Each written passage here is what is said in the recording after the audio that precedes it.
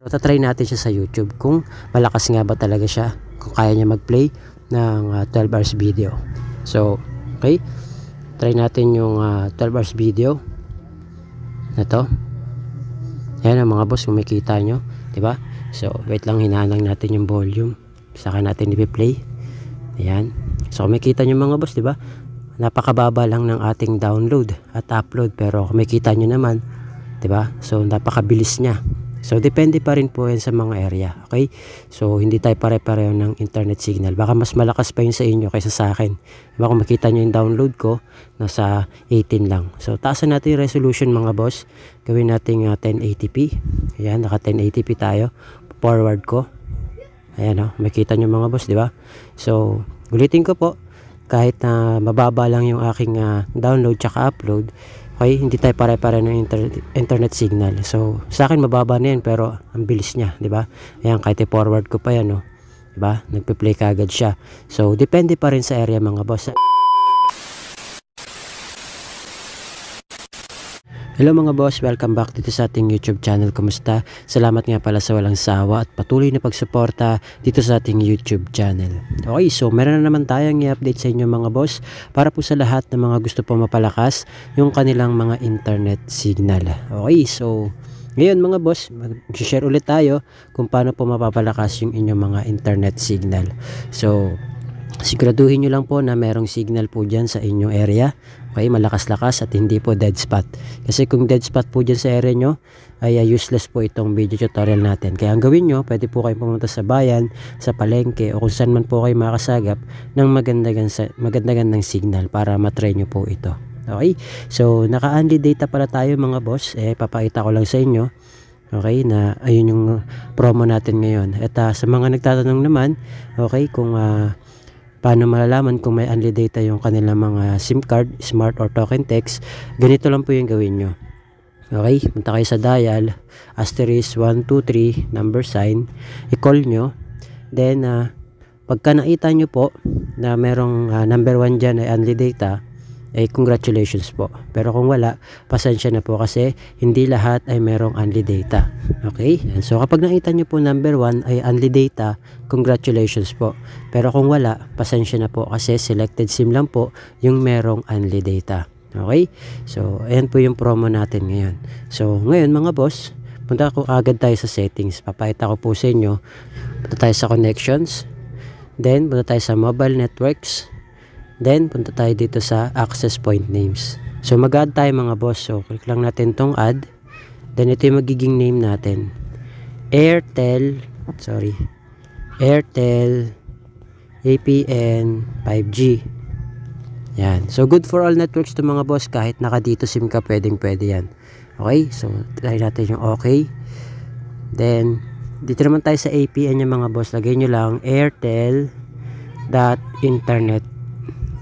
Yan. Nilagay nyo mga boss sa airtel.internet. So, click natin yung okay. Tapos yung username and password nyo mga boss, ito yung ilalagay nyo. At Airtel APN 5G 2025. Ayan. Okay, yan yung username nya. Copy nyo na lang mga boss. Click natin yung okay. Yung password, ganun din po. At Airtel APN 5G 2025. So, click natin yung okay.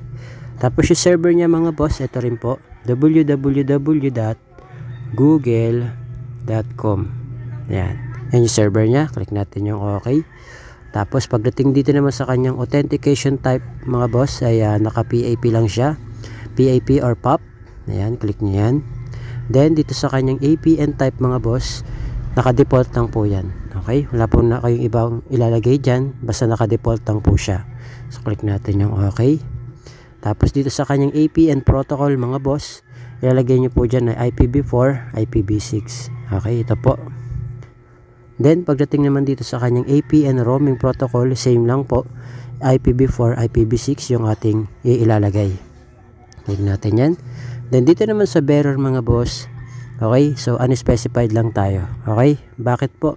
Para po sa mga naka 2G, 3G, 4G LTE at 5G. Ngayon may option tayo mga boss. Pwedeng LTE lang, Okay, kung naka LTE kayo, LTE lang. Pero kung gusto nyo dalawa, unspecified tsaka LTE, pwede rin naman. Okay, so yung ating kasi unspecified lang. Okay, kasi pangkalahatan na yan. So good for all networks. So click natin yung okay. Then isi-save na po natin siya mga boss. Save natin. Then i-click na po natin yung ginawa nating APN. Okay, so para siya yung maging default natin. So ang gagawin nyo, airplane mode lang po kayo ng at least 5 to 10 seconds. Okay, airplane mode nyo po yan. Ngayon pag na-airplane mode nyo na, okay, punta po kayo sa speed test. Kung wala pa po kayong speed test, download na lang po kayo nito sa Play Store. Available naman po ito. Okay, so try natin kagad siya.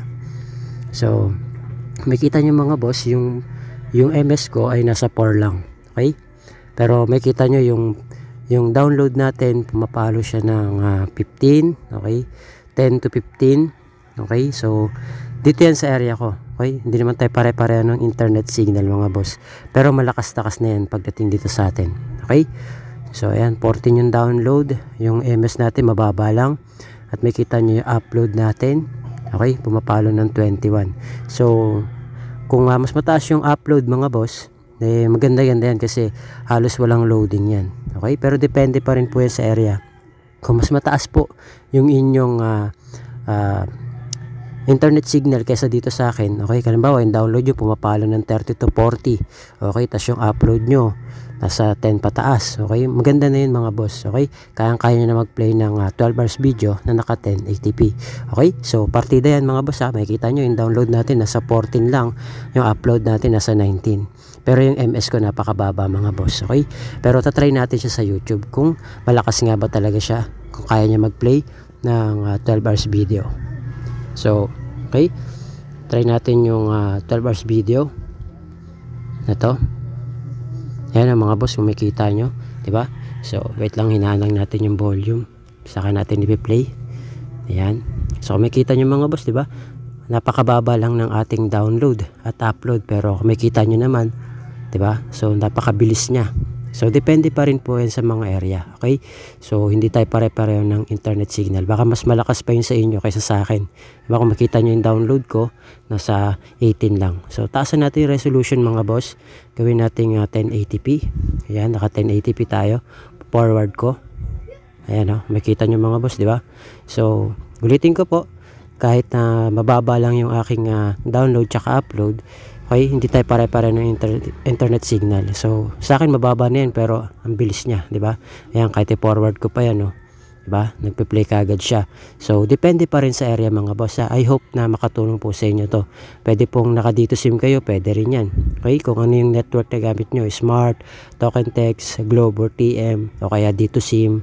So pa-comment na lang po dyan sa my comment section, pati yung location o area nyo, para alam natin kung hanggang saan umaabot itong video tutorial natin. Okay, kung makikita nyo mga boss, 1080p yan, di ba?